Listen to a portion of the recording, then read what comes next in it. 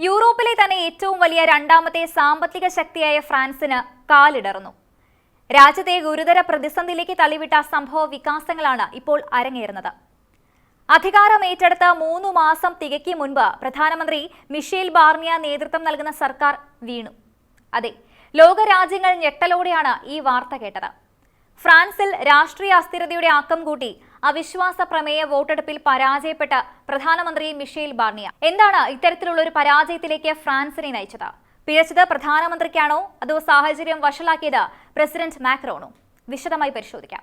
September 5-നായിരുന്നു ബാർനിയ രാജ്യത്തെ പ്രധാനമന്ത്രിയായി സ്ഥാനം ഏറ്റെടുത്തത്. ബുധനാഴ്ച സഭയിൽ നടന്ന വോട്ടെടുപ്പിൽ ബാർനിയ പരാജയപ്പെടുകയും ചെയ്തു. ബജറ്റിനെ ചൊല്ലിയുള്ള വിവാദങ്ങളാണ് മിഷേൽ ബാർനിയയുടെ സ്ഥാനം തെറിക്കാൻ കാരണമായത്. ബാർനിയക്കെതിരായ അവിശ്വാസ പ്രമേയത്തെ പിന്തുണയ്ക്കാൻ തീവ്ര വലതുപക്ഷവും ഇടതുപക്ഷവും ഒരുപോലെ കൈകോർത്തു എന്നതാണ് ശ്രദ്ധേയമായ കാര്യം.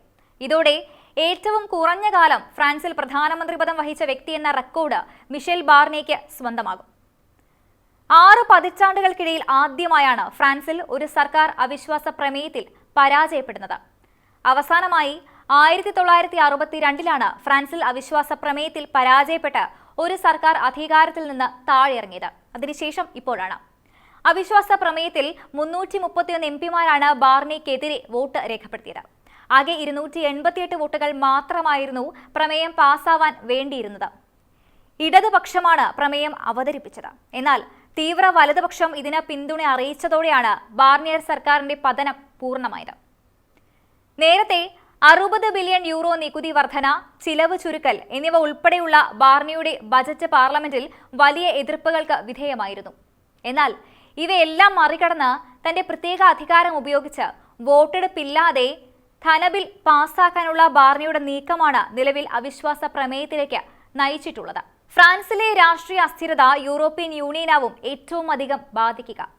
ജർമ്മനിയിലെ സഖ്യ സർക്കാരിലുണ്ടായ പൊട്ടിത്തെറികളിൽ ആശങ്കപ്പെട്ട് നിൽക്കുന്നതിന് ഇടെയാണ് യൂറോപ്യൻ യൂണിയനെ കൂടുതൽ പ്രതിസന്ധിയിലാക്കി ഫ്രാൻസിൽ ഭരണകൂടം നിലം പതിക്കുന്നത്. ഫ്രാൻസിലാവട്ടെ ഏറെ നാളായി തുടരുന്ന രാഷ്ട്രീയ പ്രതിസന്ധിയുടെ ആക്കം കൂട്ടുന്ന കാര്യമാണിത്. സാമ്പത്തിക കാര്യങ്ങളിൽ വലിയ പ്രതിസന്ധിയാണ് ഫ്രാൻസ് അഭിമുഖീകരിക്കുന്നത്.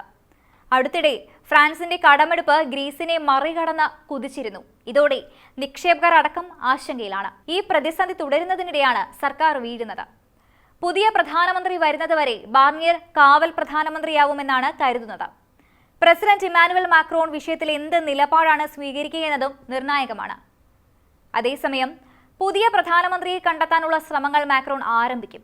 നിയുക്ത US പ്രസിഡന്റ് ഡൊണാൾഡ് ട്രംപും മറ്റ് ആഗോള രാഷ്ട്രീയ നേതാക്കളും പുതിയ ഫ്രഞ്ച് പ്രധാനമന്ത്രിയെ ആഗ്രഹിക്കുന്നുവെന്നതാണ് റിപ്പോർട്ടുകൾ.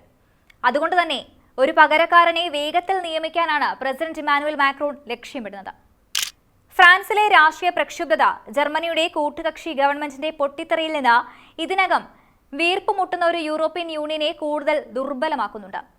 ജൂണിൽ പെട്ടെന്നുള്ള തെരഞ്ഞെടുപ്പ് വിളിക്കാനുള്ള ദൗർഭാഗ്യകരമായ തീരുമാനത്തിലൂടെ മാക്രോൺ നിലവിലുള്ള പ്രതിസന്ധിക്ക് ആക്കം കൂട്ടി.